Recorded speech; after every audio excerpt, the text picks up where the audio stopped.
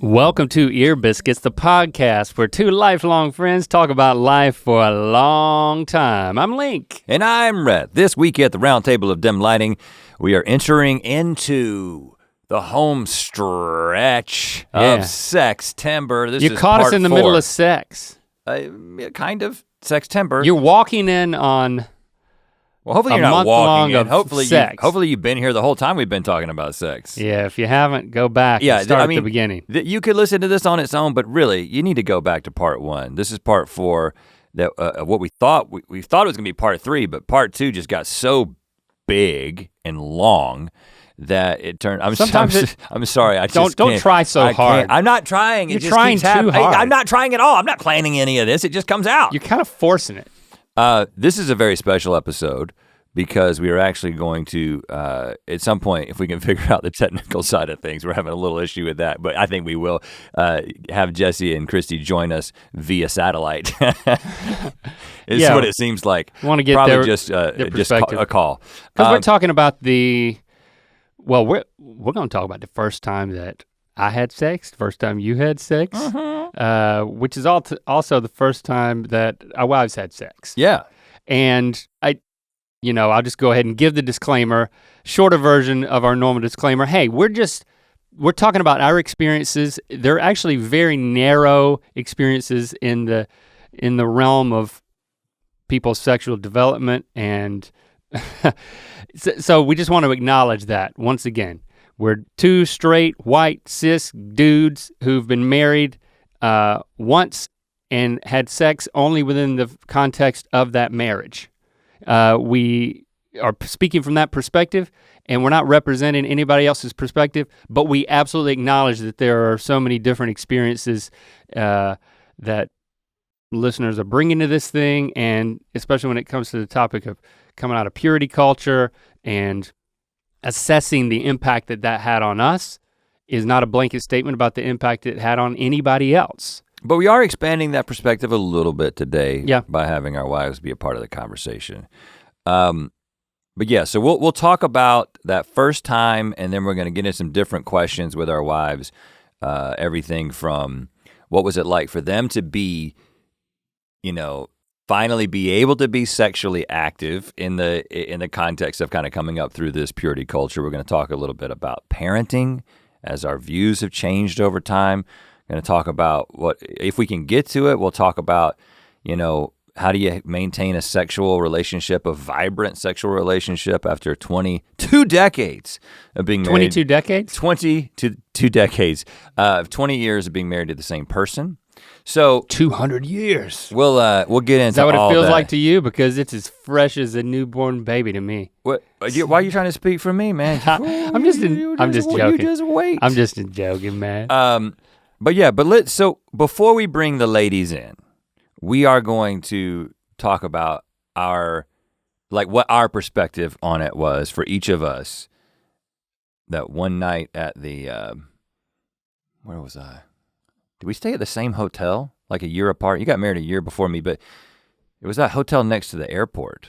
No, I didn't. I don't think it's romantic to hear planes flying over. I stayed at like a residence inn. No, mine was the really nice hotel. I mean, when I say near the airport, I just mean it's on that side of town, but it was like, I think I stayed there because you were like, oh, the place that you should stay before you travel to Mexico on your honeymoon is, because you went to Jamaica, I went to Mexico, is this, what is it? It's called. I thought it was called a residence inn. Maybe it is. I made residence there just for one night. For one night. I mean, since I went first, maybe I should go first. Sure, let's hear it. So yeah, I managed to stay a virgin until my wedding night.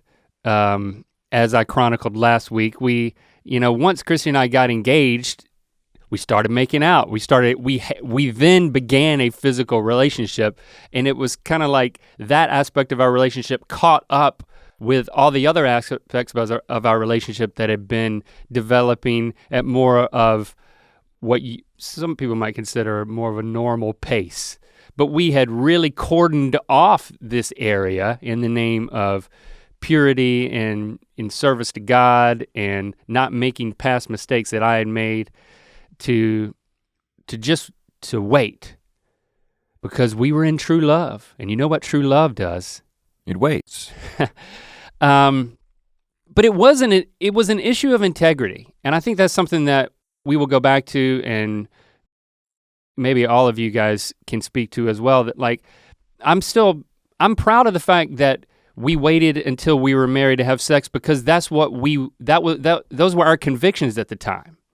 And we followed through with that. But it was very, very difficult. And there was a lot of buildup. So just as much as, and Christy and her family was planning the wedding and like all the details of that, I was along for the ride when it came to that, and I was like yesing and yes-anding all of that, but I was thinking, the action is really in the wedding night, not the wedding day, you know what I'm saying? It's like, that's what I'm really looking forward to. And is it so built up that it's gonna go sideways? Well, you know, I have a way of having these expectations. There's nothing wrong if it goes sideways. That doesn't mean there's nothing wrong with you. There's, all penises are normal penises. Some go up, some come down, some go left, some go right. And I would say what mine does, but I don't want to then seem like I'm being defensive if it's. Well, apparently it goes sideways. And, it doesn't matter, so I'm not gonna talk about it. Well, let me get in there. Well, let me just insert. Let me insert myself into this conversation because I'll give my perspective of where I was at in terms of the same thing. Okay, yeah. Which is yes and, just like you were. I wasn't even yes-anding any of the wedding stuff. I was like, carte blanche, you make all the decisions that you want. This is not my thing. I mean, I'm gonna be there, and anything you want me to do, anything you need me to do, I will do, but I'm not gonna come in and have an opinion about colors of things. And the only initiative you took was buzzing your hair. Yeah, like, for some reason. A few nights before. But not my nether regions. I didn't trim that up. I didn't even think about that. Oh, I did. Cause I had a friend who was in the Navy. They don't have to shave their pubes in the Navy. He learned a lot in the Navy. It's called a crew cut, man. They all have to get it. No, they don't have to shave their pubes. No, but he said, you should really trim everything up down there, because, I mean, he said in his words, it's like, you look down and everything's more impressive. It's not shadowed by some people might need that, but. So yeah, I recall I know that I learned that information before I got married, so I think I put it into practice because it stuck with me all these years. I knew that Jessie had never seen a penis. I mean, so she was gonna be, all she had to compare to was mine. She had never dug up any porn in the forest. She had never seen penis in sexual context. She had never worked at the Grock sorting baseball cards. She'll talk about that a little bit later, but. Wow. Yeah. But that was, this is the only thing that first of all, it was kind of the only thing I was thinking about for most of my life up until that point. And so it was definitely, that now, yes. As that year turned into that month, turned into that week, turned into that day, I was just like, the whole wedding day, I was like, I'm gonna get to have sex at the end of this day. I'm gonna get to have sex at the end of this day. It felt surreal. I have to meet all these freaking people. To think about it so much. Talk to all these people and smile at them. Yeah, I mean, I'm gonna get to have sex though. To have this wedding, and the wedding was a big deal. There were hundreds and hundreds of people at my wedding. It was a huge endeavor. And I felt like the night before, I just felt ill. I think it was anxiety, because I just felt everyone else's expectations. So I was very anxious about the wedding. And then my mind kept going to, and then there's tonight. There's tonight. I'm so excited, but now I'm also nervous and really keyed up. And it's not that Christy and I hadn't talked about it, and we had been given books, and the books got more specific as the time got closer. And especially for Christy, she remembers this, that there were a couple of women who she respected in a spiritual sense, like they were involved in their churches, and they had a practice of giving certain books to true love waits ladies who were about to get married. There was one book called Intended for Pleasure, which I think had a spiritual context, but it was helpful and encouraging. And it was also like filling in all the things you might have thought you knew, but you didn't know, and how things were gonna work. And how to ease into it. I remember Christy and I, we were talking about, I guess there's a little bit of a pun intended, but talking about like not putting too much pressure on ourselves, and also trying to foster communication all along the way and just easing into it, like figuratively and I guess literally as well. I mean, that was something that was kind of a concern. It was like, is this gonna hurt? I mean, we had these conversations because— Probably not for you. Because she was told that it may be the case. For your first time, it might hurt. She'll talk more about that, but I just remember we were having these speculative conversations about this thing that was so built up in our minds. But we did have this runway of a physical relationship, so it wasn't like entirely flipping a switch. Another thing that I'll wait for us to talk more about with Christy and Jessie. But we were in Kinston for the wedding. We drove the hour and a half after the wedding reception back to Raleigh so we could be close to the airport. So like you said, the next day we could get on the plane and we could go to Jamaica, man. So we're going to Jamaica. So I didn't want to like stay at her parents' house that night. God forbid, this is the night. And I was concerned about how well rested we were gonna be. Turns out you get a second wind whenever you're ready to have sex for the first time.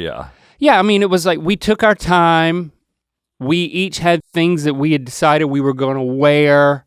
We made a decision to not be in a hurry and to enjoy each other.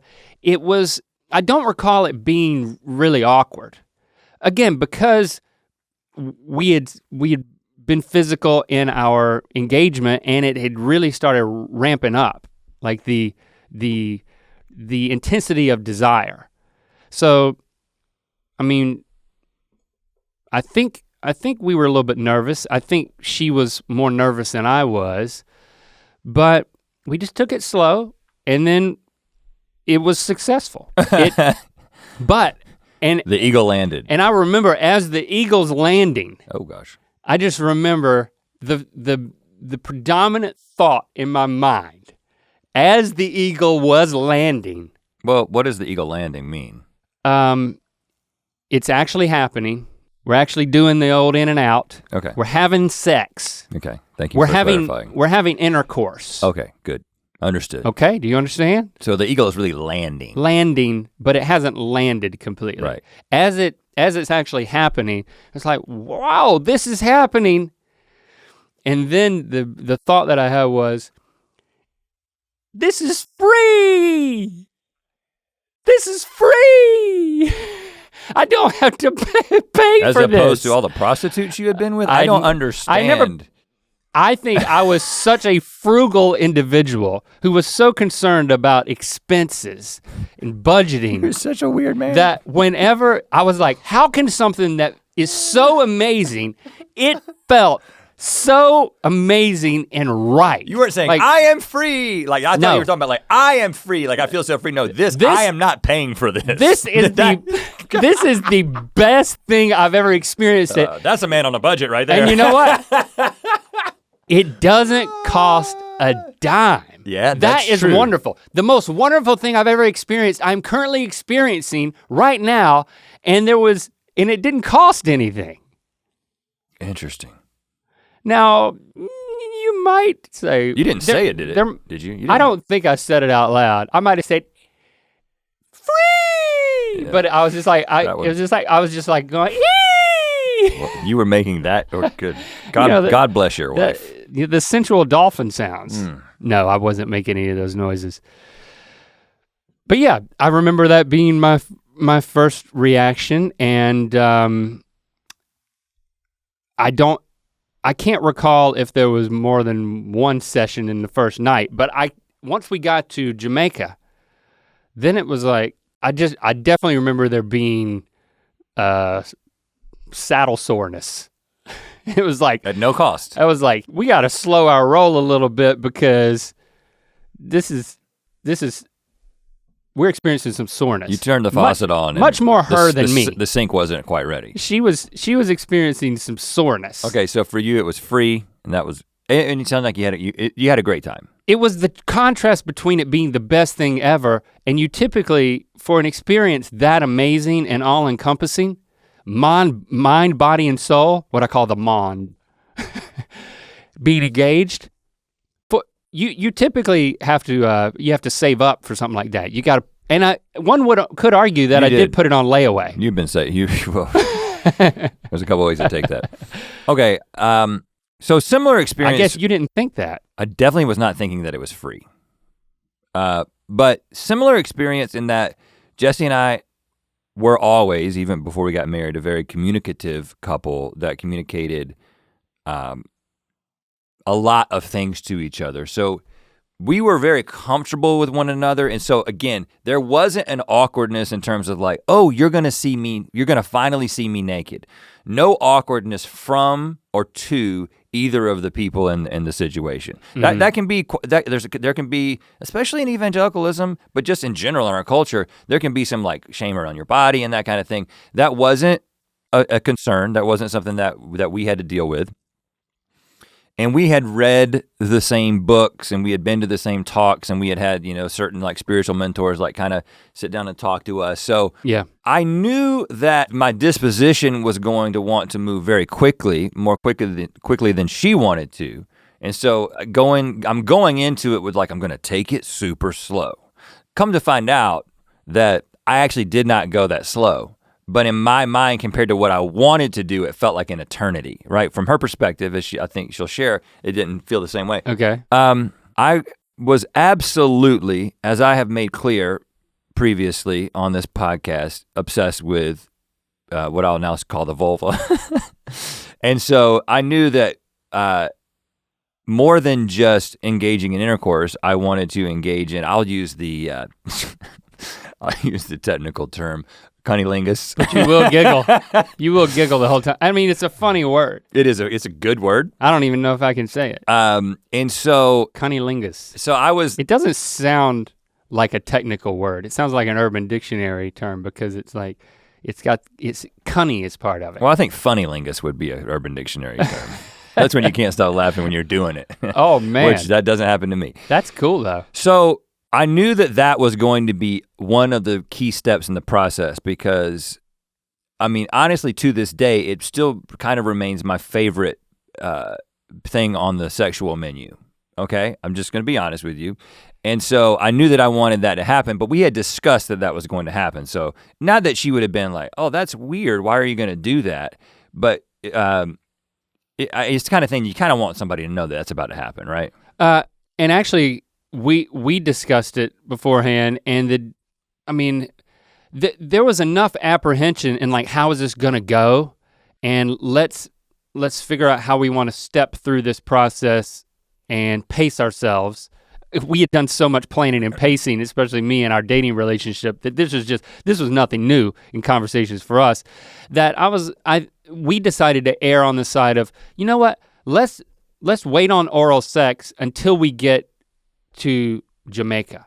Let's not put so much, Caribbeans, let's save that for the Caribbean. Let's not do the whole kit and caboodle in one night. So we decided to stretch it out, but know that like, that was something that we were gonna definitely get into very soon, but not the first night. So that was our decision. To me, there was a and we were on the same page. There was a strategy to it. In my mind, it was like, okay, well, I know that there's a lot of concern about the woman being ready for penetration. Yeah. And so I can get the thing that I've been waiting for my entire life and also accomplish the thing that these people are telling me is really important, because I didn't know anything about. I looked at a lot of women's bodies, but I did not know anything actually about a woman's body and sexual anatomy. The books that we read did tell you how to know when a woman is ready and not to get ahead of yourself or get ahead of her, that there's certain signs of when she's also ready, so that it's not traumatic or more painful than it needs to be, or painful at all. And I will say again, we're speaking from what happened to us, and like Link said at the top, like things turned out the way they turned out for us because of where we were at and what we believed at a certain particular time. Like going back and saying like, what if you could go back, would you do things differently? It's like, well, that question doesn't even make sense, because if I go back as my current self, I'm gonna make different decisions. But in the place that I was, in the perspective that I had, I also agree that waiting until that night, because we were both on the same page, just what we both wanted, and it was the consistency with our convictions, and we were communicating the whole time, it made that first night a beautiful thing, right? It made it a beautiful thing for me. I'm not saying that was because we waited, it was beautiful, but it was a beautiful thing, and we had waited. So. And you didn't pay for it. It was free, yeah. Didn't think about it at the time, but I think, and we'll get the wife's perspective on this. I moved to the next step in the process, and of course we were using condoms at the time. They were, I think, both of us, because we were in that place where we thought that birth control might cause an unintentional abortion or something. It's like we were in so deep at the time, guys. So they weren't even on birth control, so we were just using condoms. And so that was an interesting, I was like, I've never even put one on. Do you know what I'm saying? I think maybe I put one on in practice like the week before. I was like, I wanna make sure I can like get this thing on. Oh, one time when I think I was 17, I went to the T-Mart in Anger, and they had one of those machines in the bathroom that sold condoms and other sex toys. For like $4 they'll give you a condom. Yeah. And so I bought one there and put it on just to see. Just to try it out. I was curious. So that's one thing that I did before you. I wore a condom You before went and bought a condom just for the hell of it. Yeah, I just wanted to see what that was like. But I was like, maybe this will help with cleanup. Not to dwell on it too much because we've got other things to talk about. And then I left the bathroom and got some fried chicken. But I took it home. But I will say, I think that it was beautiful. It was incredible. From my perspective. We'll get Jesse's perspective in a moment. And then when we went to Mexico that week, something very interesting happened, which we can unpack a little bit, but like I ended up having what I will refer to as performance issues. Okay. We had a lot of sex, multiple times a day, but there were a couple of times where I was just like, I don't know really what's going on here. There's this combination of finally getting the thing that you've built up in your entire life, and it was incredible and it was beautiful, but there's so many things attached to it, so many things in my brain, from the shame that I had attached to it, from the porn that I had watched. We may answer a question about that, about porn and what our current view is on porn in the last episode, but I think there was just this sense of like being completely overwhelmed with all these things that were happening that I think translated into, oh, I am, here we are in the middle of doing this and I'm losing my erection, right? And which that could be scary. Yeah, well. And then create a vicious cycle. And the interesting thing is that, here 20 years later as a man in his mid-40s, like this is not an issue at all. So it was not a physical thing. It was a psychological thing. Sure, just goes to show you how much the mental component is at play in sex play. And I think that there was an element of, because that was happening and me not understanding what was happening, Jessie definitely not understanding what was happening, that we can get her perspective on that in terms of, did that make her feel rejected? Like how is she processing that? Now, I wanna be clear that it wasn't a persistent problem, not because I'm ashamed of it, just to be clear.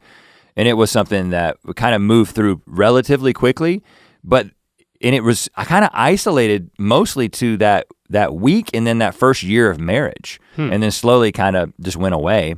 And I think it just had to do with the fact that this thing that I had crystallized in my mind as a certain thing then was happening on a regular basis. And then I started realizing, oh, this is everything that I thought it would be in terms of the physicality, but there's this other component to making love that is almost a service in a sense, right?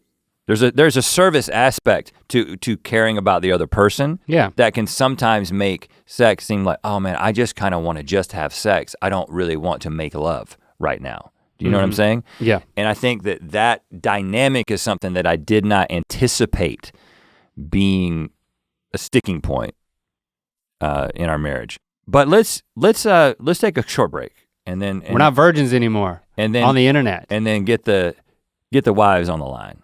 Yeah, go to mythical.com for all your sexual fantasy needs. I mean, just for your, actually none of that. I could recommend other sites for that. We got a backpack. Oh crap, here it is right here. Oh, you've had it on the whole time or just had it behind you? It's been on my seat. Check out this Mythical backpack. It's padded, it's got a laptop slot, it's got Mythical written all over it, including a Mythical rubber logo right here, which is nice. It's got an outer pocket, and it's got some really comfort first straps. Mythical.com. Put all your condoms in there. I'm just trying to tie it in. Yeah. We don't sell Mythical condoms. You don't want a Mythical condom, you want a real one that works. Right. Rep your boys on your backpack, mythical.com.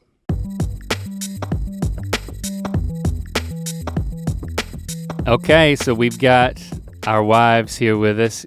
Christy Hello, ladies. And Jessie, thank you for doing this. How do you feel about doing this, Christy? I have diarrhea. Okay, all right, well, that's not what we're talking about today. Hey, it's if you want to, this is a confessional podcast, so that's a great start. Does that And that's mean, really sexy, I gotta say that. how is that related? I mean, I think Jessie does too, right, Jessie? I woke up with diarrhea as well this Thank morning. you. Oh my Chris. gosh. Thank you. So you guys are nerves. You guys are feeling the nerves and talking about this stuff. Well, I mean, you're totally easing us in to coming on the podcast, right? Like the first time we come on the podcast, all we have to do is talk about our sex lives. Yeah. Yeah, no This big is deal. Easy, no biggie. We wanted to rip the Band-Aid off. Well, and here's my thing. I'm one of the most private people ever. And somehow y'all have talked me into coming on this podcast to talk about my most intimate relationship with the internet. And I don't know how I feel about it. How did that? Other than diarrhea. Sorry. But I mean, how did that happen? Because you did decide, I'm not coercing you to do this. Because if anybody's going to talk about having sex with you, it has to be me. Bingo. Wow. Jessie, what about you? How did you get comfortable enough to say yes to doing this? I mean, the same. It feels, there's definitely been talk about Christy and I on the podcast, and we've often talked about how we do have our own story, not just with deconstruction, but with so many of these things. Mm-hmm. And have, it's been a conversation for a long time about when we would be ready to come on, if we wanted to come on, what we wanted to share. But I think knowing that y'all were going to be talking about sex, it feels like we can't in some ways not share. Not that we were coerced. You have our full consent to be here. But yeah, you guys I'm not going to do Rhett's song. I'm not It's horrible anyway. brave or talented. I haven't done it as except the Rhett first is. time. But, Christy and I are both the only people that you guys have individually had sex with. And we are... I'm glad you said individually. Thank you. Mm-hmm. We are also, I'm excited to get to share some of the woman's perspective. That's something that is missing just because of the nature of what your podcast is. Well, that's exactly why we wanted you to be a part of it. Again, it wasn't necessarily well thought out because we told you a little bit, not completely last minute, but after we had made the decision to do Sextember, we were like, we're talking all about our sex lives and our sex lives as they exist now and have for quite some time. We kind of only exist with you. Yeah, we put you between a rock and a hard place, which might be a euphemism for our honeymoon night. Yeah. So let's get into that. Yeah. Because thanks for being willing to do this, and I know that it makes such an impact in people's lives to hear, again, destigmatizing these type of conversations, and it not just being our perspectives but yours as well means a lot to us. So, and we just shared what our sort of perspective on finally getting to have sex was like, as you can imagine, what we shared. You were there. But we'd like to hear from y'all, like growing up and kind of being raised in purity culture, being such a part of it. You know, we were all about to go on staff with Crusade. Like we were in it, right? And then and all of us having waited until that first night, like what was it like to finally be able to break, you know, whatever, have sex essentially? And Christy, why don't you take this one first? Oh, thank you. Yeah. What do you remember about that night or the build up to it? Well, I mean, I was definitely a lady in waiting.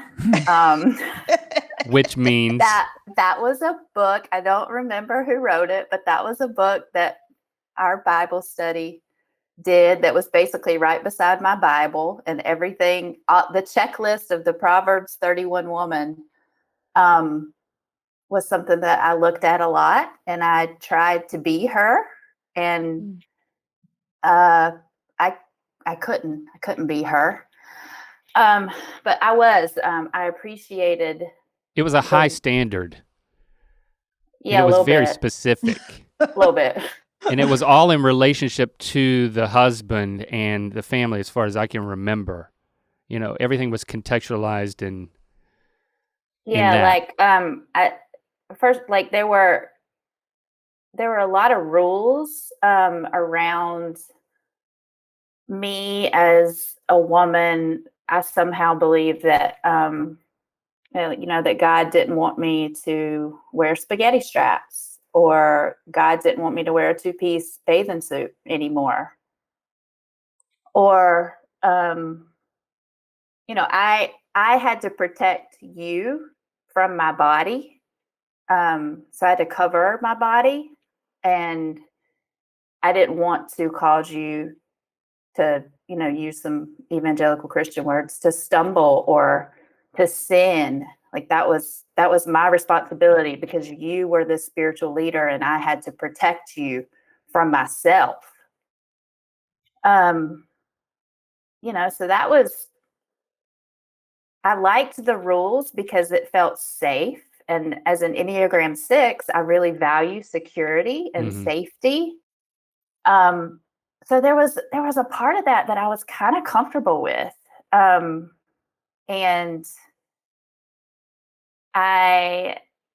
you were like the first super Christian that I ever dated. So, like super devout, yeah. Super devout. Like you didn't want to hold my hand except for like at certain points, or like maybe on a random Wednesday you would call me and want to hold my hand. And for some reason I thought that was okay, and that was great. Because I contextualized it in spirituality, which was what I was taught. So I think that you knew that my heart behind it was in the right place, and you were like, but it was weird. Well, it was kind of weird because I was like, well, is he attracted to me? Of course I know he's attracted to me, but he's just being really disciplined and really strong. And we're going to be rewarded for this on our honeymoon night. And if we would have stayed that chaste, like as chaste as we were up until our engagement, that we didn't kiss or rarely hold hands or have a physical relationship, I feel like our wedding night it could have gone any way. It could have gone a lot of ways it didn't go, right? So yeah, well, I mean, how do you feel if you fast forward to that night? How did you feel going into it? And what do you remember? Well, I remember like I had two ladies like the week before kind of sit down and talk to me about the wedding night. And so I kind of knew what was going to happen. I wasn't really sure, but like I was just going to go with it. But it was really weird. Like I was excited, but it was also just really, really awkward, because it was like some switch. Like you hear sometimes people like turn it off and on and switch, right, from nothing, like we can't do anything, and all of a sudden we can do everything. So that was just kind of was just kind of hard for me. We had a ramp up. I mean, our physical relationship really got going once we got engaged.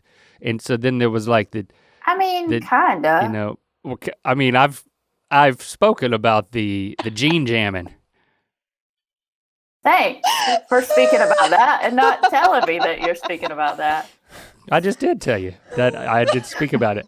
I mean, Awkward. so we had, I mean, there was no doubt that like the sparks were flying and that we were doing everything we could to not have intercourse until that night. So it wasn't, I mean, there was, and we had talked about how we were gonna approach it, right? That we were gonna ease into it. Pray, like we prayed. What? We prayed. Yes, we did, didn't we? You forgot? Oh, yes, we prayed. So we get You to weren't the, supposed to pray. well, We wedding yeah, night. No, we on were- the wedding night. So wedding Oh, night. Gotcha. We Okay. weren't supposed to pray together before because it was too intimate. That was the thing y'all were And looking forward then- to, is praying together. Shut up. But we did, didn't we? Like we We got to the knelt. room. Let me tell you what we did. We knelt down beside the bed and held hands and we prayed together. You don't remember this? Completely naked. No, I still had on my beautiful satin thingy that my mama bought me. You had on your lingerie and we got down on our knees lingerie. and prayed. Yes, babe, we did. That is awesome. I love that you don't remember that. I remember it now, but I'd forgotten that we did that. And then what? The satin thingy came off. It didn't come off And that's immediately. enough. And that's enough to share about that. Had you seen a wiener? Had you seen a wiener? I think it's time for Jessie to take over now. Okay, Jessie, had you seen a wiener? I know the answer to this because Rhett's already said. I was actually going to talk about whether Okay. or not I had seen a wiener. I'm Thanks sorry. For Oh, ruining, great. Rhett already thanks for mentioned it. ruining it, Link. Do you want me to start with how to, now I'm no, all just No, start. I'm gonna stay out of it. discombobulated. Start with where you want to start with answering the question. Thank you. Jessie, it's just our vibe and our energy is so connected. I knew you wanted to talk about it. Thank you, Christy. There, there we go. I love you. Yeah, go for it. Okay, so I had definitely gotten all the memos about sex outside of marriage being bad. Not something you wanted to do. A lot of the same as Christy. You know, my body could make men stumble. What I wore could make men stumble. I mean, I remember being at this Christian camp and having like a crying come to Jesus moment over my 2-piece bathing suit. And like promising God that I would never wear a 2-piece bathing suit again. Of course, I wore a 2-piece bathing suit again. But like there was a lot of internal turmoil over my 2-piece bathing suit, a lot of pressure. You know, not only was sex bad, sexually adjacent things that could get you going were not ideal. And I think Rhett talked about his standard was higher even than my standard was in the beginning. And that changed. But I think along with that idea, you know, Christy said she's an Enneagram 6. I'm an Enneagram 2. And my like instinctual subtype is 1-to-1 or the sexual subtype. And so like what that means is that like I am oriented to the world around my close relationships. And like I want to be close. I want to be super connected. Like I'm a naturally very like touchy-feely, affectionate person. And so I feel like I had been holding so much of that back for all these years. And so I had this idea that like once I got married, you know, if sex outside of marriage was bad, well, sex inside of marriage was not only good, it was like life-changing, earth-shattering, world-building, like Which was true, right?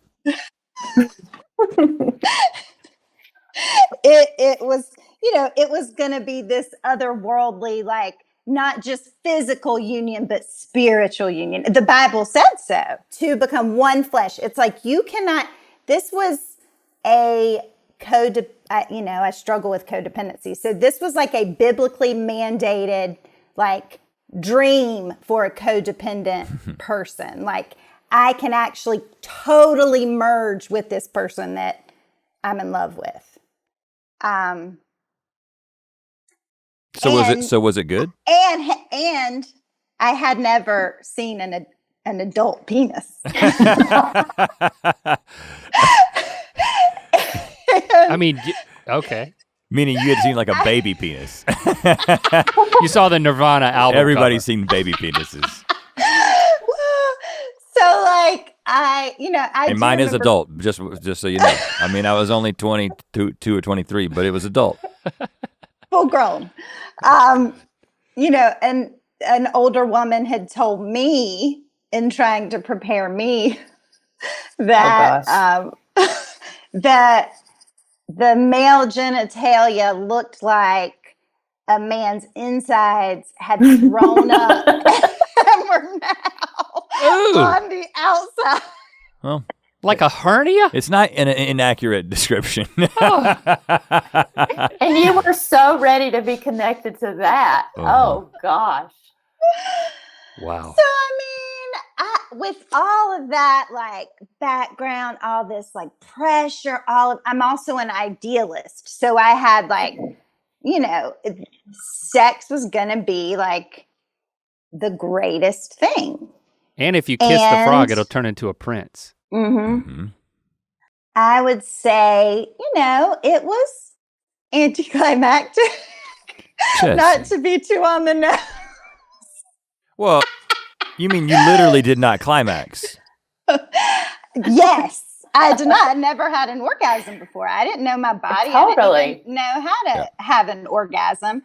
And also, this had nothing to do with Rhett or me. It just was like, okay.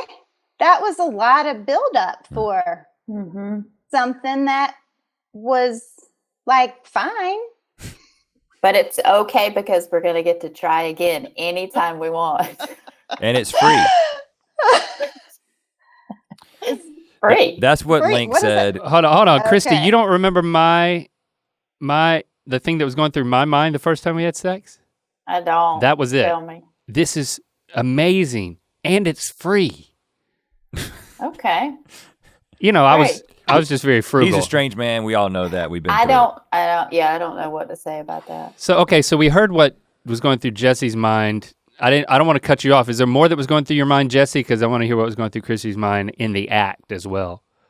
Because you were like, okay, that was it, huh? I mean, I just think the whole thing, especially the first time, it was fine. It was just kind of. It's pretty good for me. I was having the time of my life. It was over, probably sooner than I expected it to be. Well, I mean, hey, listen, I admit that. And, yeah. Of course. Christy, what about you? What do you remember thinking as it was happening? I really don't remember thinking a whole lot. Like, just like the mechanics of how is this how do we do this?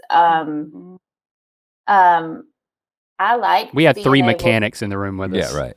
They had wrenches. That's it what was it requires very sometimes. sexy.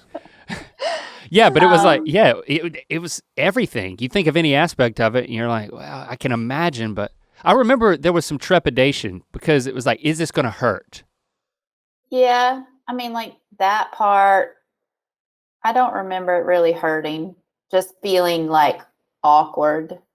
And then, okay, but this is supposed to feel good. So like, this is just something that we're going to have to work on. Like, and we do, like we get to do this whenever we want to, as many times a day as we want to try. And like, we will get better at this. And this is what I've been waiting for.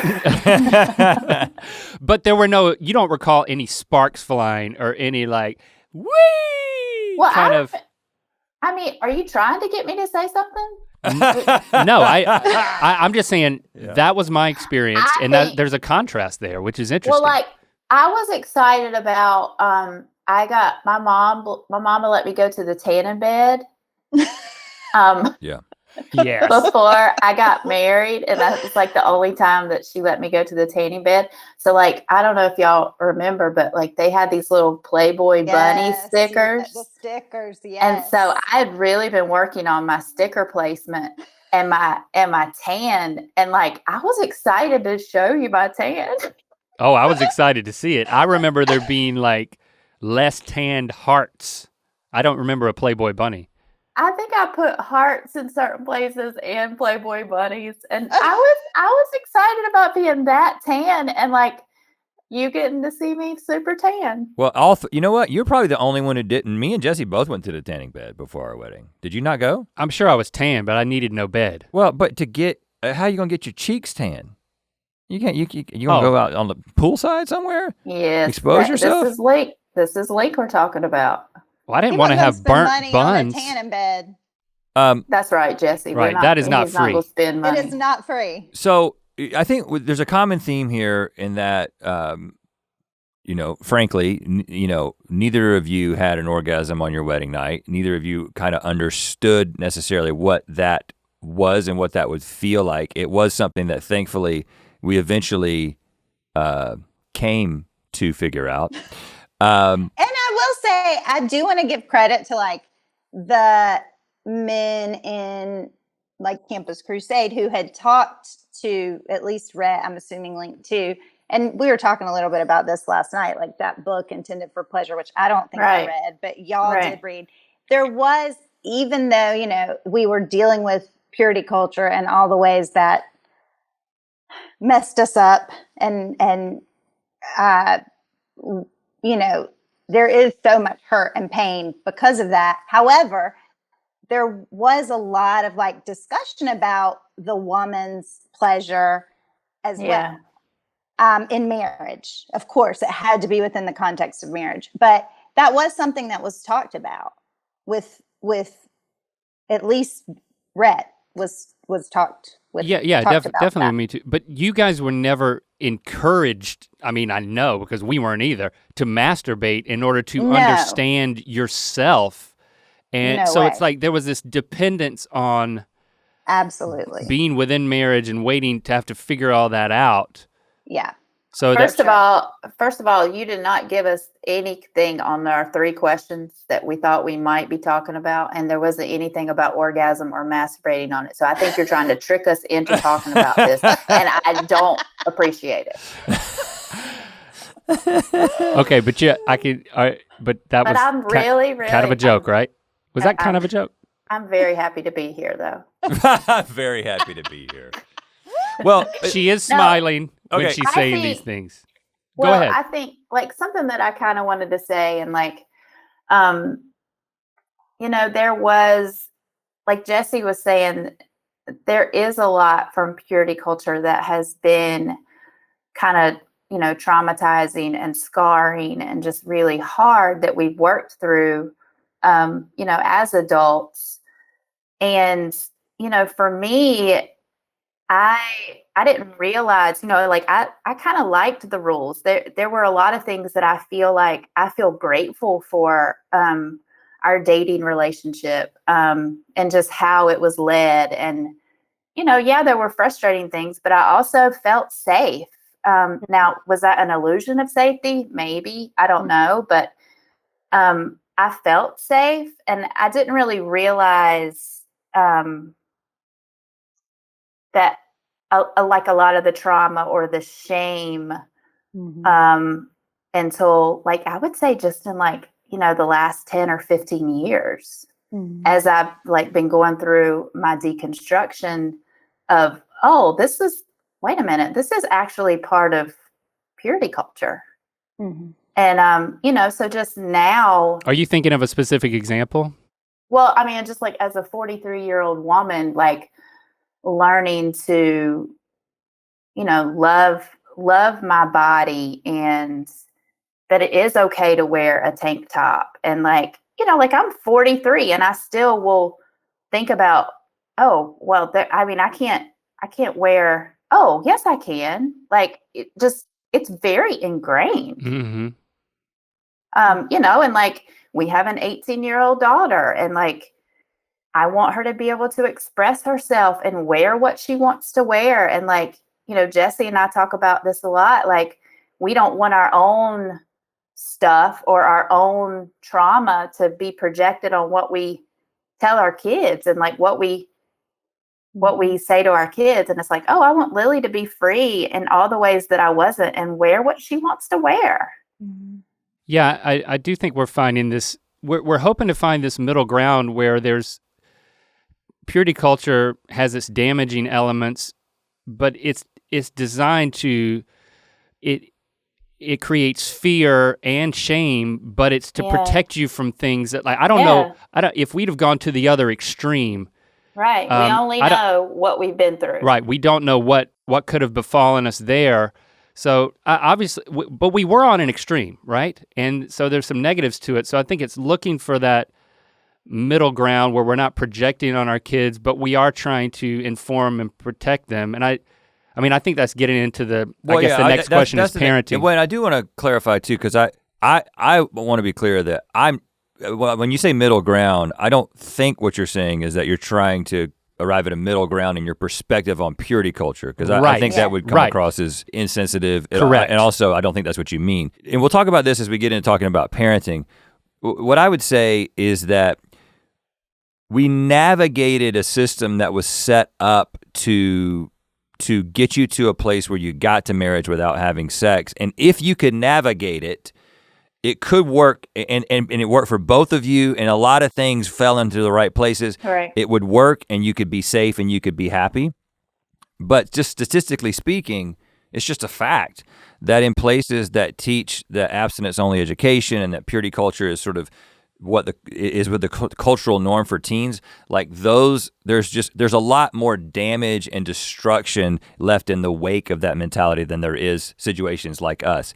Like there's a part of me that almost feels like I feel like we almost are misrepresenting things because we're two really good cases of how this could turn out. Yeah. But when you look at statistics, you know, teen pregnancy and STDs in Mississippi are a lot higher than they are in Washington State. You know what I'm saying? And there's a lot more Christians and a lot more purity culture in Mississippi than there is in Washington State. What I'm saying is there's gotta be another way. I agree with what you're saying and how you clarifying what I'm saying. There's gotta be another way to protect our kids and educate our kids and give them standards for their own integrity that they can then begin to live by. Right, so I think the question, and Jessie, we'll have you take this one first, is as parents, how has the fact that our worldview has shifted dramatically, that we no longer consider ourselves Christians or to have a Christian ethic when it comes to sex, but we've got kids and we got to tell them something about sex, right? So how has our approach to parenting, how is your approach to parenting in the way that you talk about sex and think about sex in terms of parenting, how has that changed as your worldview has changed? Well, I want to start out by saying parenting is the hardest thing I've ever done. Mm-hmm. And that's not a reflection on my kids. That's just like, it's just the reality of it. Like trying to figure out, you know, and maybe a large part of that is like, is a change in perspective, is knowing that, you know, coming to the conclusion that the way that I did it, you know, our dating story, my beliefs, they were a way, they were not the way. And so, you know, I think it does make you feel kind of, in some ways, anchorless. And like, okay, I had this framework, I had this very black and white, this very binary way of seeing the world, of teaching my children, and like, sure, it was, as Christy said, sure, there were rules, but it also was like very clear. And now things are not clear. Things are not black and white. Which is one of the reasons, I've been in a lot of therapy. And I would never deign to give somebody parenting advice, because I think parenting, again, it's the hardest thing I've ever done. It is. Every kid is different. Every parent is different. Every backstory is different. Every town is different. To try to say this one way is the best and this is going to work for everybody. And then there's the question of, well, what does work mean? Mm-hmm. What do you even mean by that? I mean, you say like, okay, our relationships worked. Well, we're still together. I think, I would say both of us have really healthy, loving, as far as I know, like we both feel happily committed to each other. But that may not be somebody else's definition of working. I have kind of taken on like a harm reduction model in parenting. And it's like, I know I'm going to do harm because I'm a human. They're humans. How can I do the least amount of harm? How can they, which maybe sounds fatalistic, but I think the best thing I can do as a parent is to work on my own shit so that I don't project it onto my kids, so that I don't believe that their journey has to look like mine, so that I don't try to have them fulfill unfulfilled dreams or meet some standard that I didn't meet or a standard that I did meet. Mm-hmm. Well, go ahead. Yeah. Well, no. Well, one of the things that we've been talking about, me and you, I know, is that, man, it would be easy.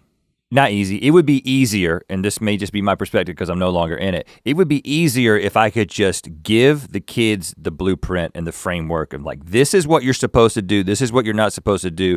Here it is. It's in this book. It's not really in this book, but we've kind of added on and made it seem like it's in this book. And here it is.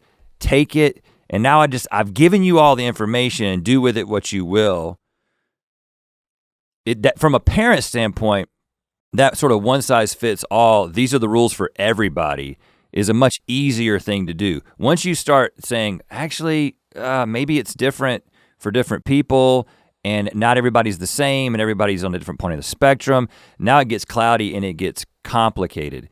One of the things that I've said, you call it the harm reduction model, the way that I've kind of worked it out in my brain is that as opposed to approaching the way I think about sex and the way I think about parenting when it comes to sex, and from a moral framework, I think about it from a health framework, right? Like what's actually the healthiest thing? Because I know for a fact that our kids, in some regards, I think whether we had told them this or not, whether we had given them a Christian framework or not, I don't necessarily think they would be abiding by it. But the fact is that they don't have the same ideological framework that we had coming up that kept us so in lockstep with each other and committed to these principles. And so to put those expectations on them to behave in the same way that we did would be a ludicrous expectation that would do so much damage to our relationship.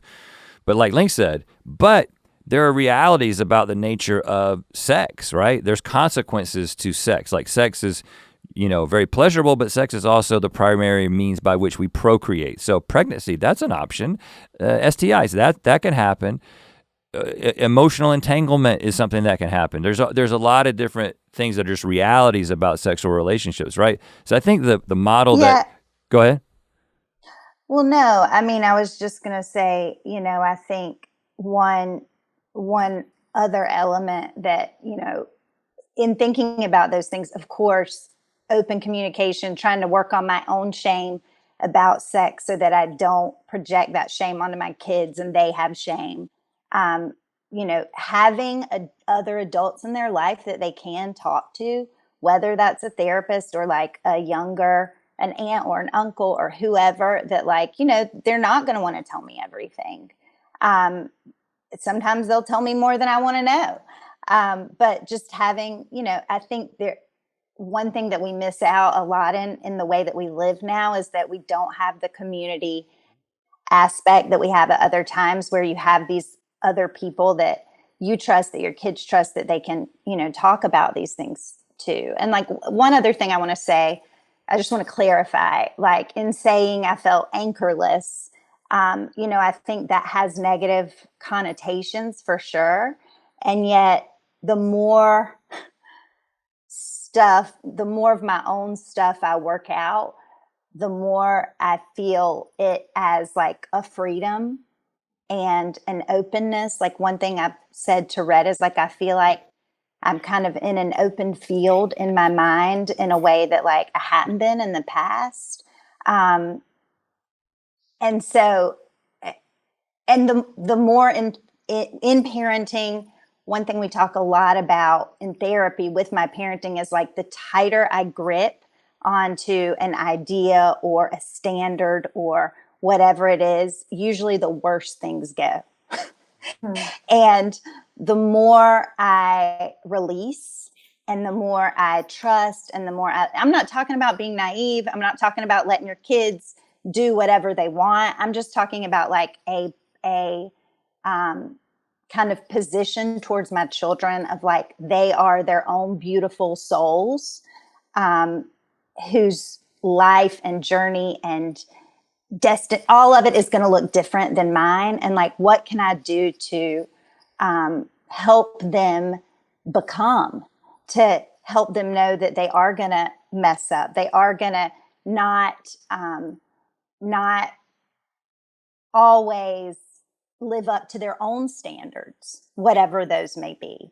In the same way, the more that I model that in my own life, I think the more that frees them up to be able to do that as well. Christy, where's your head at when it comes to this conversation? Let's get in on it.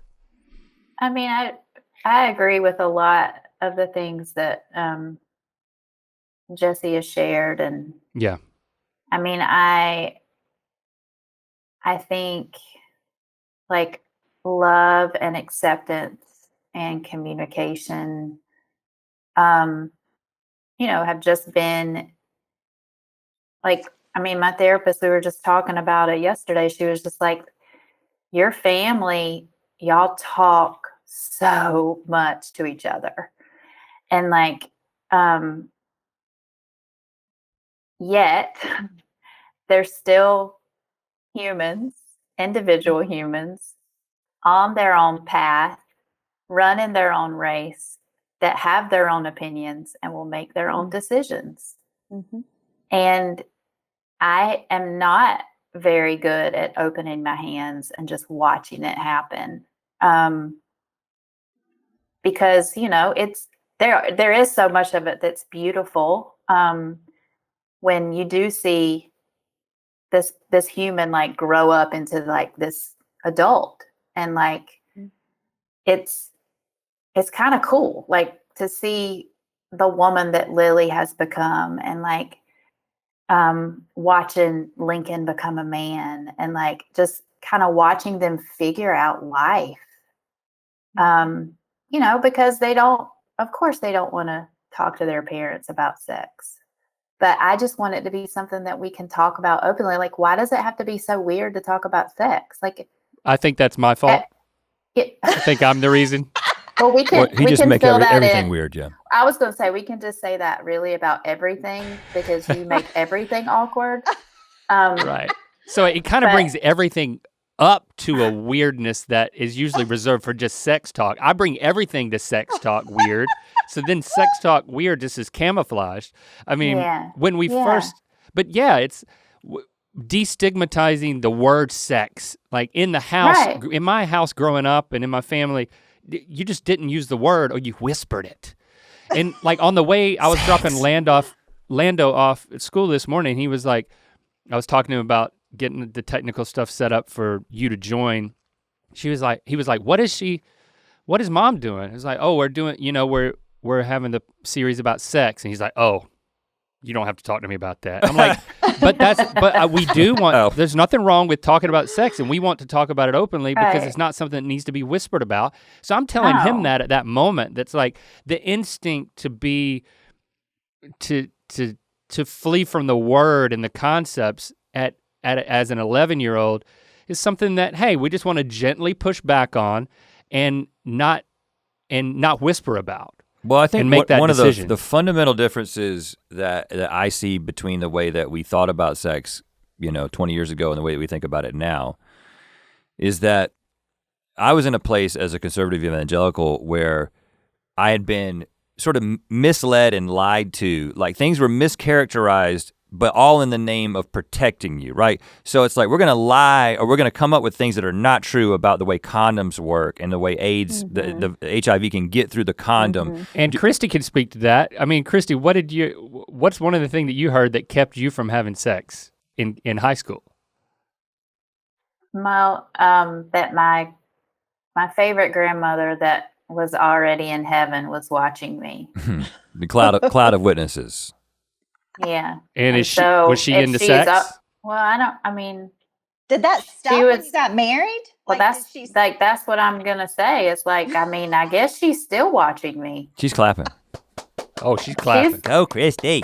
She's happy. But real happy. But the idea that we had to be told things that weren't true to protect us from something, and it was rigid, it was one size fits all. I think the biggest difference for me at this point is like, the more truth that I can dispense into this situation, the more things I can say, the more my kid can know about this, the more, because listen, like I said, it's not saying that like, oh, sex is free, sex is free, and have it with anybody anytime you want. There are no consequences. It's not a sacred thing. It's just a physical act. I don't believe that. I think it's a beautiful thing. I think it's a sacred thing. I think there are big, deep consequences to it. I think it's something that should be taken seriously.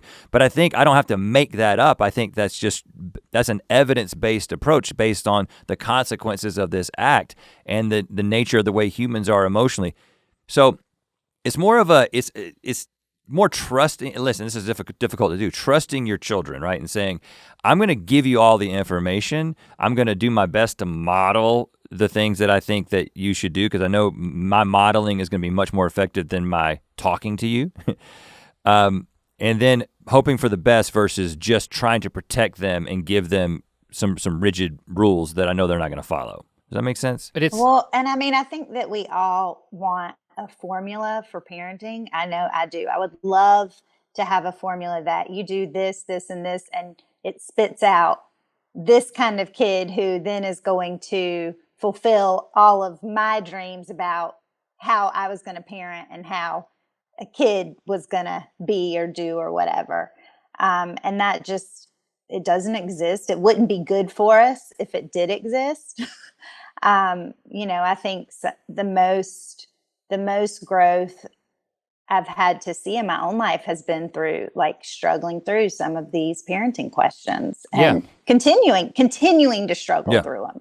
Yeah, I think, and coming out of our experience and now ushering our kids through their own experiences that are so different than ours, we cannot speak from our experiences much. Yeah. So we're learning so much at the same time, and just I think trying to foster a trust with our kids where we can have difficult conversations and where we're not the end all be all, bringing the authority to every point of view in every issue, but there's things that we're having to figure out together. Yeah. And it is particularly challenging.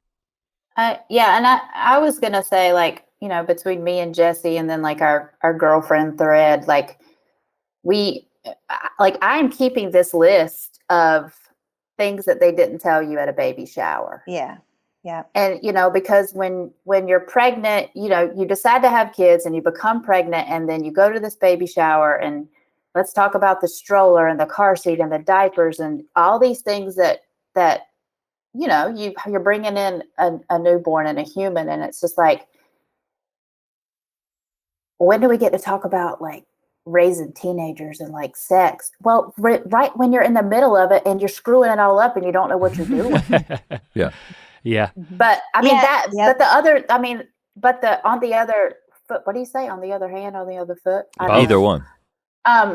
You you also, but that like that book doesn't it doesn't exist. It's like what Jessie's saying. It's like that formula isn't there. Like because each kid is different and each parent is different, and like you just have to figure it out.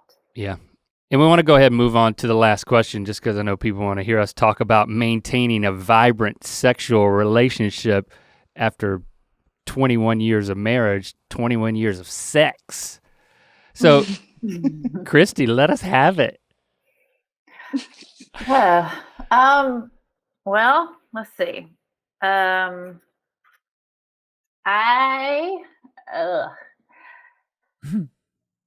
don't know what I want to say right now. Hold on. Okay, go ahead. Can you start? Yeah, I mean, Can one of the somebody things else that start? I think before we got married, and it's a thought that comes up a lot for me, is that sex is not a thermostat, it's a thermometer. And I think that still rings true, is that you can't have sex in order to manipulate your relationship into a better place. But your sex life, more often than not, can be a good indicator of how well your relationship, how well you feel connected in the other areas of your relationship. I want to reserve the right to say that's not a blanket statement, and that there is an interplay both ways, but there's, I guess at the risk of it being a sexist remark, to say that sex begins in the kitchen. I don't know if I like that specifically, but the general principle of our physical intimacy is, first of all, in sex, is paired with an emotional intimacy that then is fueled by our relationship in all other areas. And so if we're going through a difficult time with each other, it's like, that makes sex more difficult.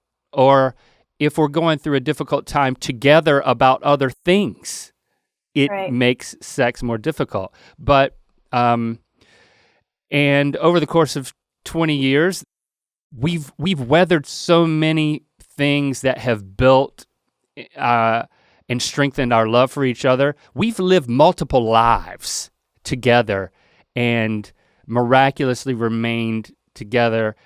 And I think that is reflected in our sex life, that it's a priority for us. And but that means that sometimes it needs to be scheduled so that we will follow through with it.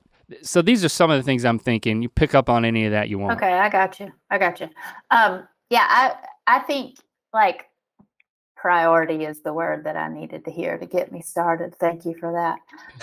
Little verbal foreplay there.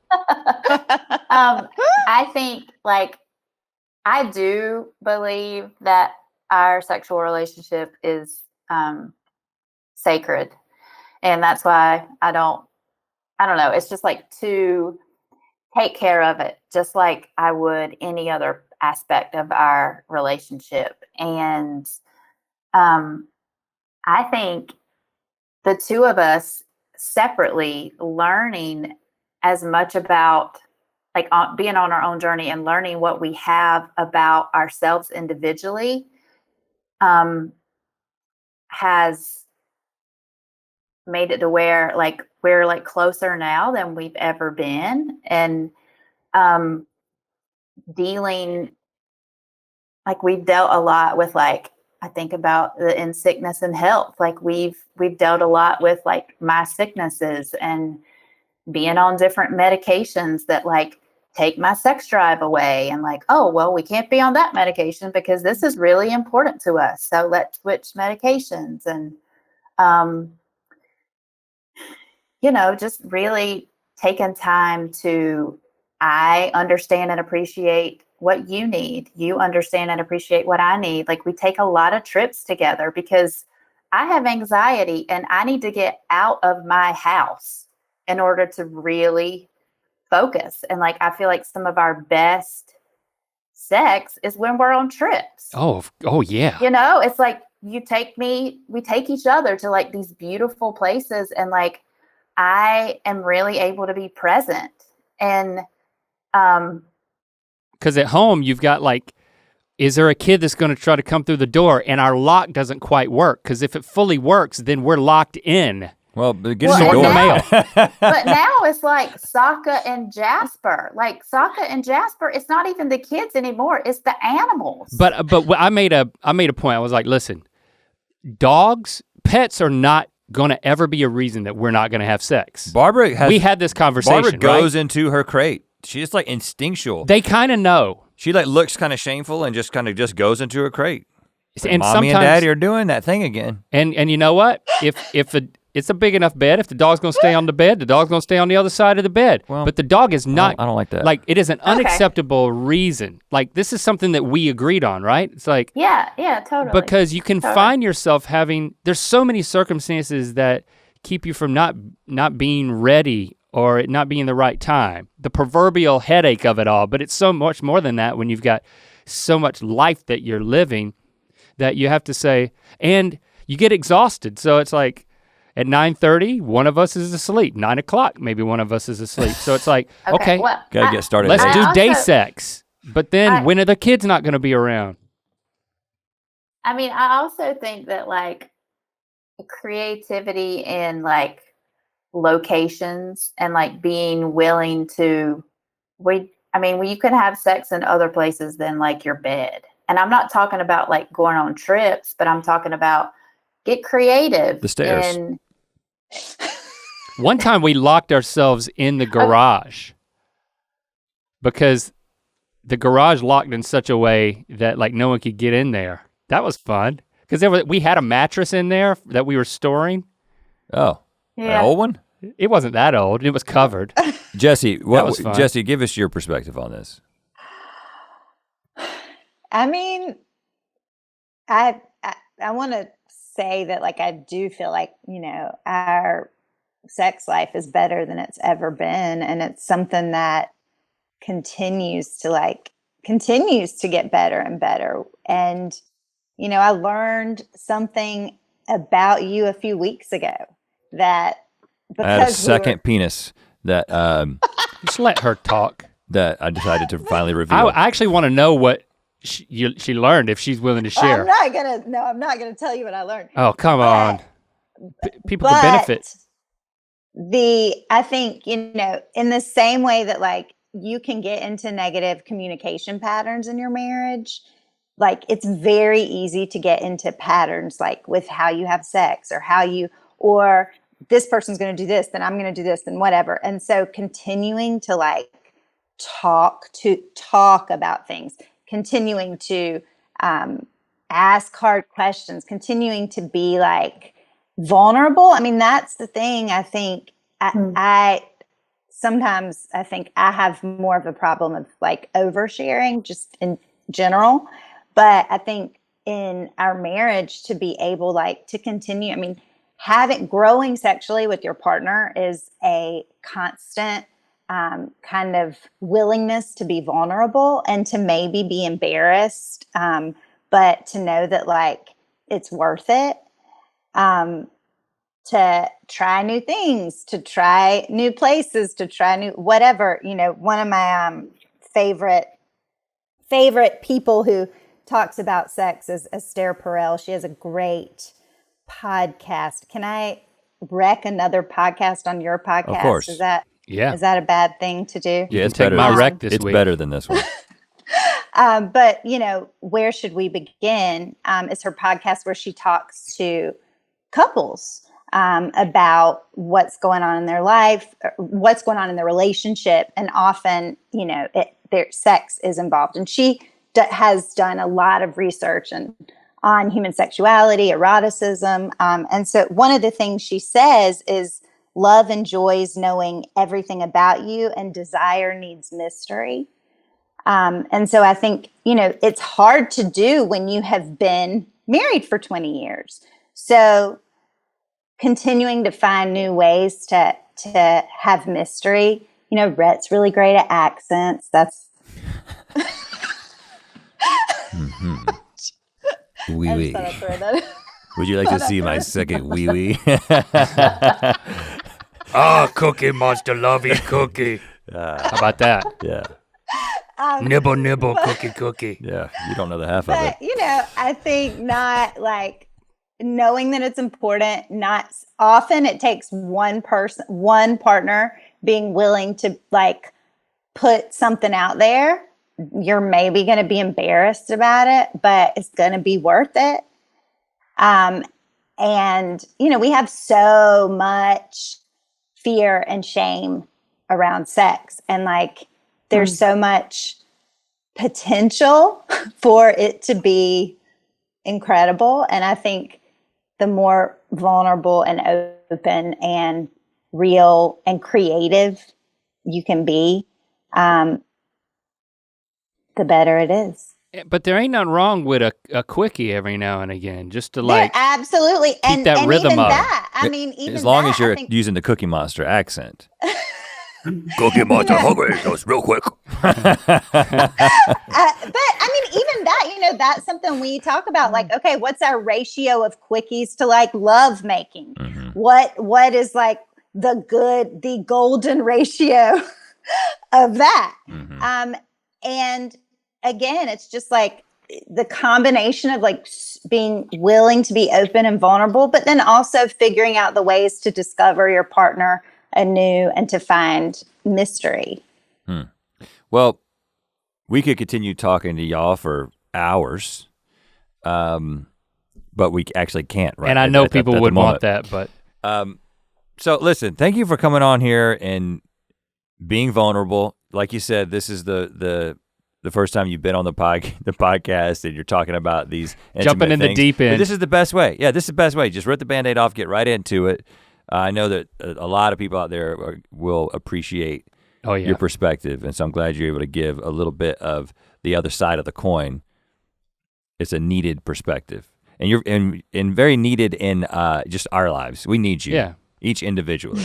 The labia to our cock and balls. Oh Lord. Okay. Well, thank you for having us. This is wonderful. It was really beautiful. Love Christy you, baby. and I are gonna go. What's the word when you talk about what just happened? Debrief. Thank you. That's the one. Yeah. I'm gonna change my shirt because of my armpit sweat. All right. Started out with diarrhea, ended with armpit sweat. We'll That's see you tonight. Keep it real. All right. Bye. Bye.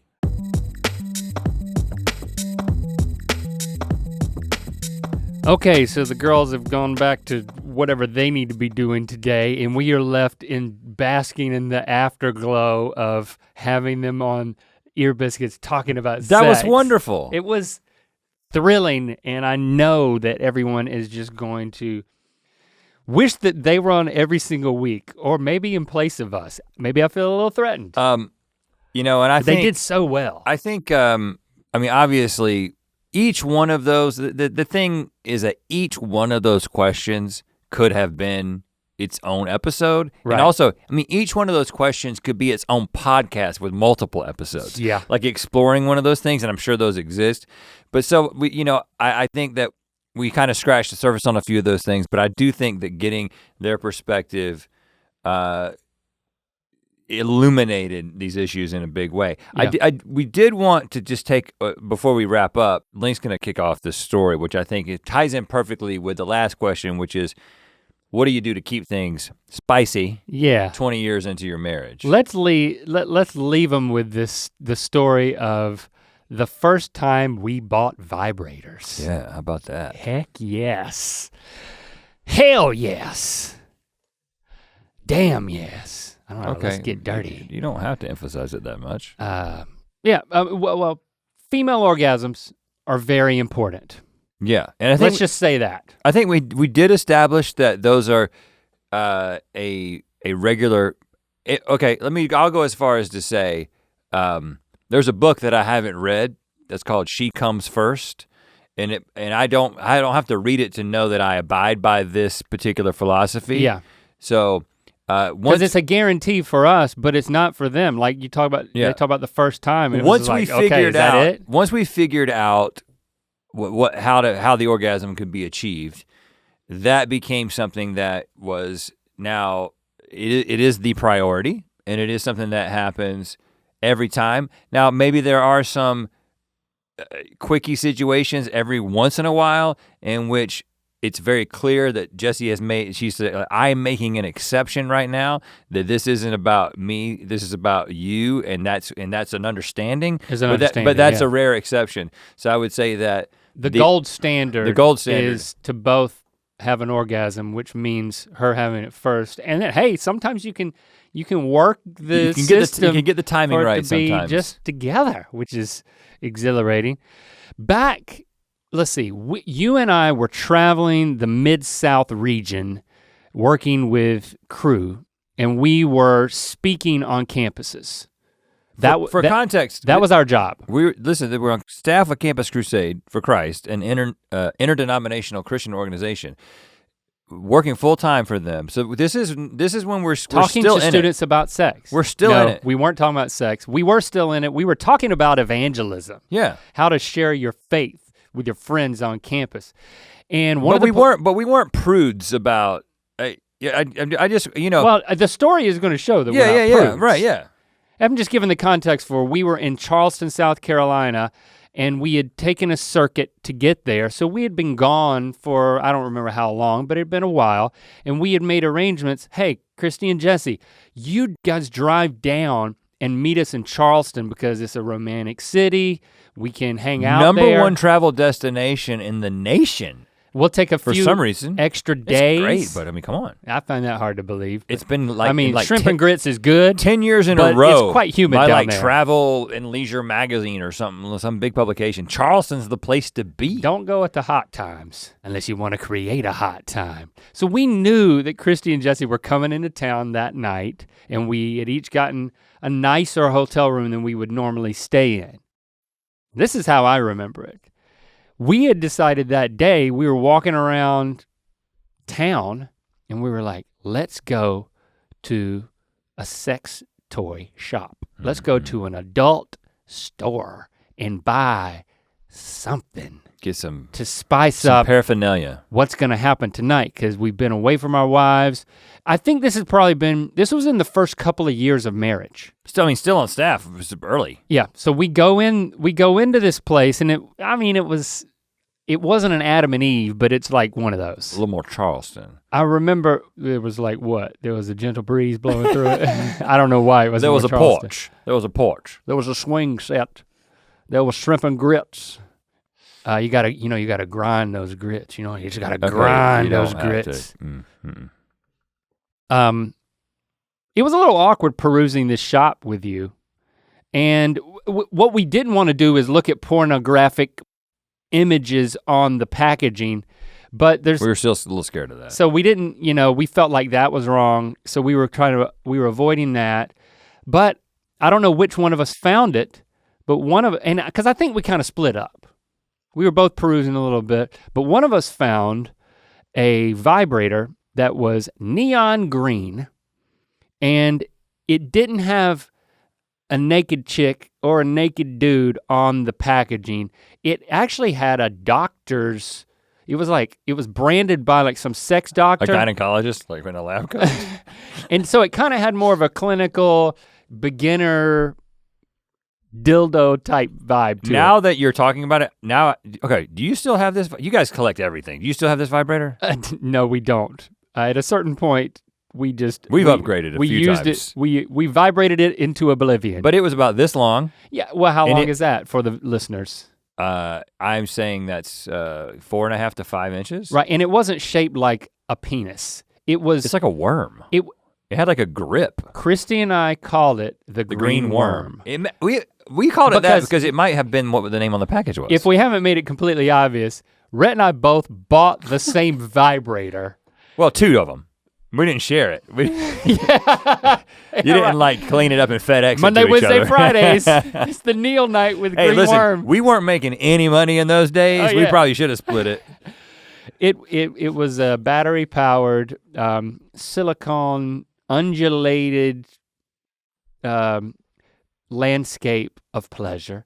And yeah, we called it the green worm. You bought the same one. We didn't tell our wives that we were doing this. Or that we bought the same one. At Or least that we bought the same initially. one. Of course, there's many times in life where one of us has done the research on an item. Yeah. Well, the best TV is this one. Okay, well, that's Well, what I'll I'll get the same TV. We literally, the first TV we got as married couples was Same- the same same TV TV. from Circuit City. Same TV, same vibrator. Keep it in the family. But you didn't call it the green worm, I don't think. I mean, But I did refer to it affectionately because it became something that was we felt very affectionate towards. And we felt very affectionate because of it. well, at times I felt jealous of it. Here is the thing that we also bought. Do you remember we bought something else? Well, I don't, but I'm gonna remember it when you tell me. Sex masks. I thought it'll be a good idea to buy it's like a sleep mask. I didn't buy one of these. You didn't buy one? I don't know what you're talking about. A blindfold, man. A mask, a very comfy mask that Yeah. might be a sleep mask. I have one now. I got For other sleeping, not for sex, No, right? I have a sex blindfold. Oh, we don't have one now. Really? We should get one. So my idea was, I'm gonna buy this, and this is Christy calling me right now. Hey, can I call you back? We're still recording the podcast, talking about vibrators. Okay, love you. She just said, okay. So my plan was, they show up that night. We don't tell them that we've got vibrators. We don't tell them anything. And then the thing that I did was, it's like, she's coming into town. That's really, you're at a hotel. You haven't seen each other for a while. You're weary from the road. And then I was like, so the way I did it was I said, hey, I got you something. And she opened up this little bag and it just had the mask in it. And I was like, why don't you just put the mask on? And then we started having some fun with the mask on, and then I introduced the green worm into things, and it was This like, may have what been- is happening? This may be a little too much too fast. The mask came off, and it was like, what the crap is this? And then, but it was like, okay, so then we it was just an exploration in figuring out, what is this? How do we incorporate this? And it wasn't something that we immediately knew how to do, but it was fun figuring it out. But the mask wasn't really a great move on my part. I definitely didn't use the mask, but I used the green worm quite a lot. And then subsequent worms of different sizes and shapes. Now, one of the things that I think for context is that Jessie and Christy, which they didn't talk about, but Jessie and Christy had never had their own vibrator, right? Like it's more commonplace, especially in like secular circles, but also just more commonplace today that like no sexual urge was validated for them, and it was even, you heard their stories. Yeah. There was a lot more placed on them than us. But there was a very interesting combination of factors that I think, based on our stories, kind of played itself out in both of our marriages, and I'm grateful for this.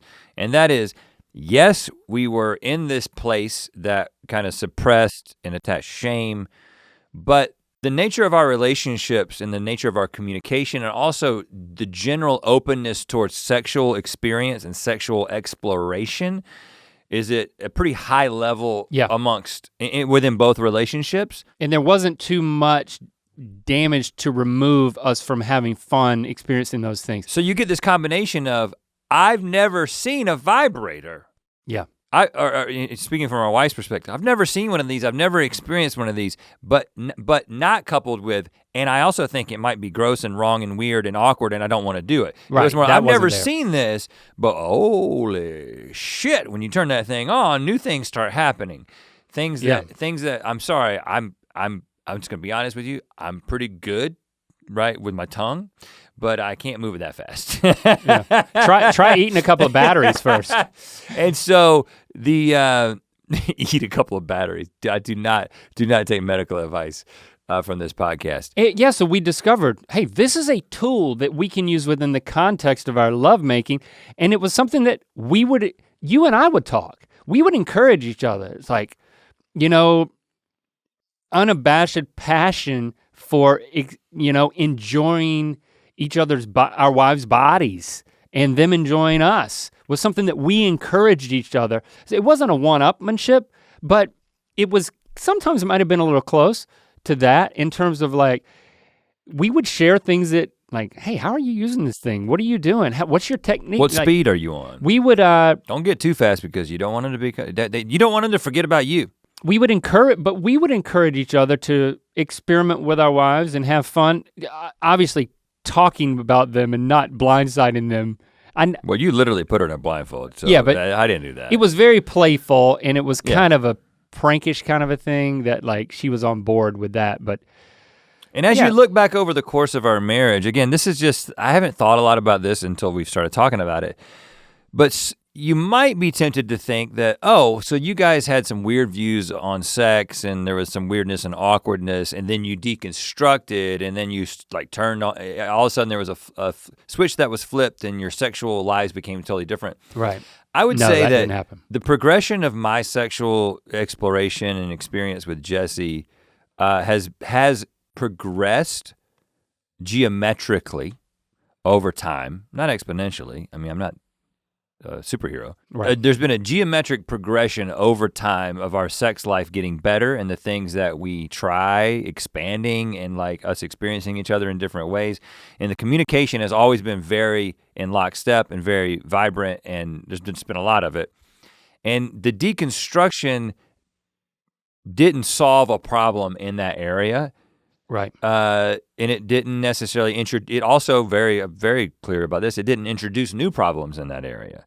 I think if anything, I think it maybe did give us, expanded our minds in a couple of different areas, but I don't necessarily think that it was exclusively because of the deconstruction, and I think that it's just an observation that if we had never deconstructed, we were still evangelical Christians, our sex life was still vibrant. Because I don't agree with purity culture. I obviously don't agree with evangelical Christianity. I don't think that is true. But I don't want to also then try to make an argument that people, because you're in an evangelical relationship, in an evangelical marriage, that you by default don't have a great sex life. No, I actually don't think so. You might have some specific things that you might have to overcome and navigate, but that's just not the case. I think that the sexual relationship in the context of a partnership, marriage, a relationship, whatever you want to call it, is something that's very dependent on the communication climate and the sort of the boundaries and the standards between those two individuals. And there was just a sexual compatibility that we kind of got lucky with because we didn't know that there was going to be the level of sexual compatibility that we each have with our wives. But we had a strong indication because it did, for me in engagement, it did ramp up. And I feel like that really helped set us up for success on our wedding night.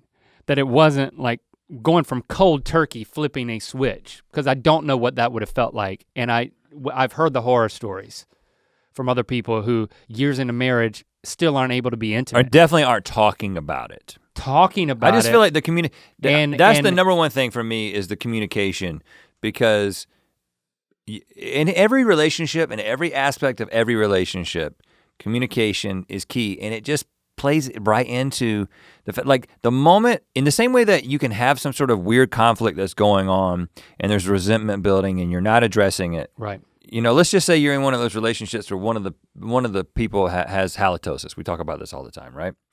And it's just like, okay, are you going to become a person that just is in a relationship with someone who has halitosis and everyone knows it? Or are you going to become the person that says, hey, you have halitosis and we need to address it? And I'm sorry that it hurts your feelings and makes you feel awkward in this one conversation, but together as a team, we can cure your problem. It's not gonna be that hard, actually. We just have to actually be on the same team, and we have to recognize the problem. If you let that kind of we're not talking about this because it's awkward, if you let that happen with sex, you could go a decade without experiencing this incredible sexual experience. And again, this may not be for everybody. One of the things that I didn't even know was a thing until, my adult life was asexuality, right? There's some people who are don't experience sexual attraction. And There's a huge spectrum, but I'm saying that if you are in a relationship and you are sexually attracted to each other, but yet there's a huge block in between you and you're not having a satisfied sexual relationship, and it's not because, listen, there are physical things, there's people who are in accidents or suffer from some sort of complication or a disease where you can't have sex, right? Or maybe you get old and it's just less of a priority or whatever. But I'm saying that if you're physically capable, you're in a relationship where you're attracted and you don't feel fulfilled and you're not talking about it, the first step is talk about it. It isn't just like, hey, I'm gonna put the blindfold on and bring in the green worm. You can do that. No, don't do that. But how about just having a conversation about it? And that, I know it's difficult, but if somebody thinks that it's going great, but sex is going great, but they haven't really talked about it and explored it with their partner, then it could be that it's just going great for them.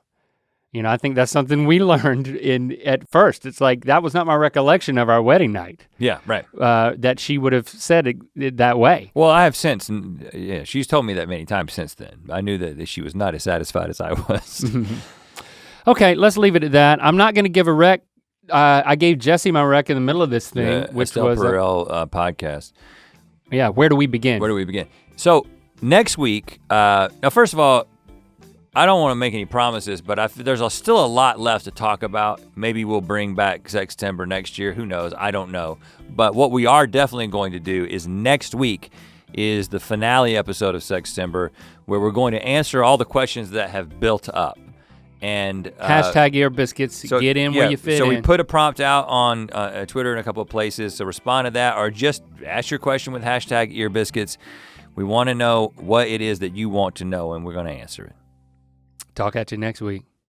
To watch more Ear Biscuits, click on the playlist on the right. To watch the previous episode of Ear Biscuits, click on the playlist to the left. And don't forget to click on the circular icon to subscribe. If you prefer to listen to this podcast, it's available on all your favorite podcast platforms. Thanks for being your mythical best.